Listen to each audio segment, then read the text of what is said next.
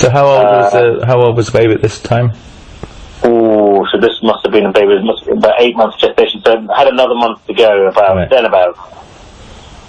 must be the worst thing, finding a tumour in an unborn baby. Yeah, termination was not an option. Yes.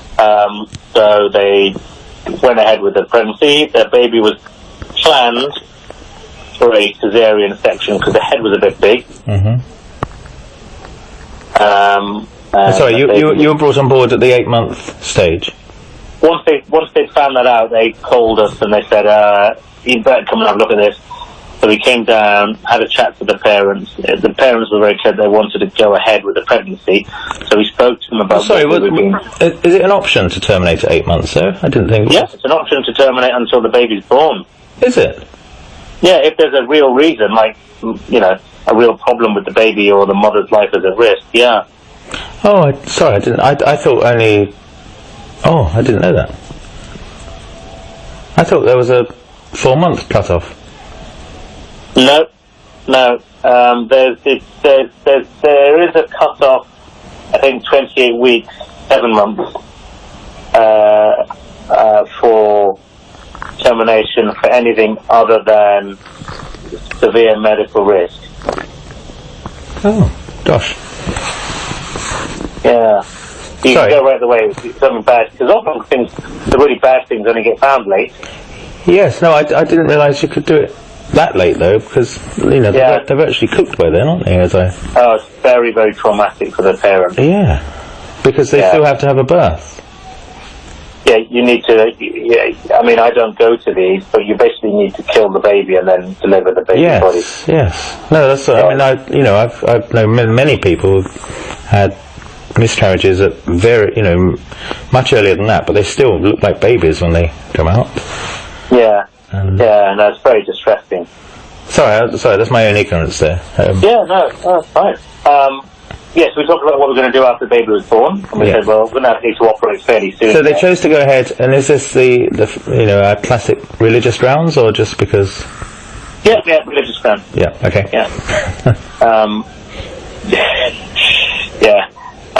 Let's not make the book too much of it. I know, but every story you tell me... it's for a religious ground. Okay. They decided not to. So on we went, and baby was born by planned cesarean section. Because we weren't really sure how the baby's head was going to cope with the pressure of vaginal delivery. So we figured, right, okay, we'll do it this way. This is the safest way, so that we know what's happening with the baby's head during the birth. How close were you to the actual birth? I was in the room. You were present? Yeah. I came along to see what was happening and how the baby was as soon as they were born. Yeah, no, I was just checking that you weren't in another building or anything. You were. No. You were at the birth. There. Okay. Baby was born. Baby was okay. So we knew we had time to plan and do this. So by okay, you mean breathing and functioning as you would expect? Yeah, functioning okay. So the pressure of the tumour on the brain was not so great that we had to do something emergently. We had time to plan, to get blood cross-matched and ready, to get the parents on board, to do a scan, so that I could see more clearly what was going on inside the head. And so we could plan this for a week or two down the line, type of thing. If the baby had come out not as good, what would have been the protocol? Well, then the option would have been explain to the family what's going to happen here and whether we need to drain any fluid off that's built up inside the head. I don't think going for a massive tumour at day one would be a very sensible manoeuvre. You can do it. I've done it after a few days old, but it was pretty bad, and that baby didn't make it anyway. But you were prepared, like you were in the room. Did you sort of have a hunch of the baby would be okay and you'd have time, or were you prepared to go to surgery immediately if it was worst case scenario? So after the baby's born, there's a whole difference of the physiology changes. So what I needed to see was this relatively stable situation in utero going to be thrown so far off balance by delivery that suddenly the pressure was going to change inside the kid's head. And at the time when it happened, I hadn't dealt with anything like this before. Neither had my senior colleagues, so we weren't quite sure what was going to happen after delivery. Oh, so when was this then, if you had senior people around you? This was... So I was a consultant I've been a consultant probably about 8, 9 years. Okay.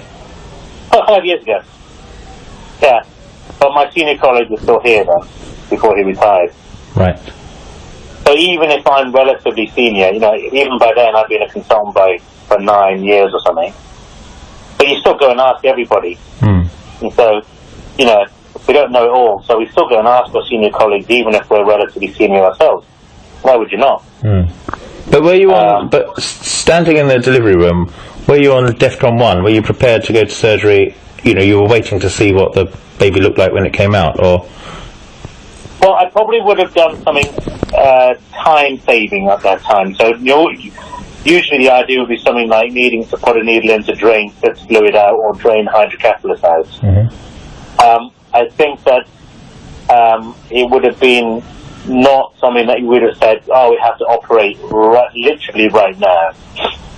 But it gave me a chance of knowing, do I need to prepare this baby to go to surgery later on today, or in a couple of days, or do I have time to wait? So you didn't have a scrub team on standby? No, I did not. It was just you, just there to collect information. Yeah. Either pop a needle in and drain some fluid away if I absolutely had to. Otherwise, try not to do anything at all to the baby if you can avoid it. Right. But it gives me a sense of, yes, you've got time to wait. Take the baby to Skaboo, get him prepped up. I'll organise an MRI scan, and then we can talk to the family in a day or two's time. Sorry, what did you say? Take the baby to Skaboo? Skaboo, Special Care Baby Unit. Sorry, special. Okay. Yeah, sorry. Yeah. Shorthand. Well, no, so when I transcribe this, I'll be thinking, what on earth do you say? Yeah. Okay. Special Care Baby Unit. And then they've got time to stabilise them, get them ready, give any medicines they want to give for anything else. And then we then did an MRI scan, which showed the tumour, and we decided to operate then. That was a couple of weeks later. And so the parents... Yeah, so in this instance, what was the cause of the tumour? In that case, we assume it must be something genetic, but we don't have a genetic cause. Right. In neither of the parents. And so why is it genetic and not environmental? Is it because it's so young?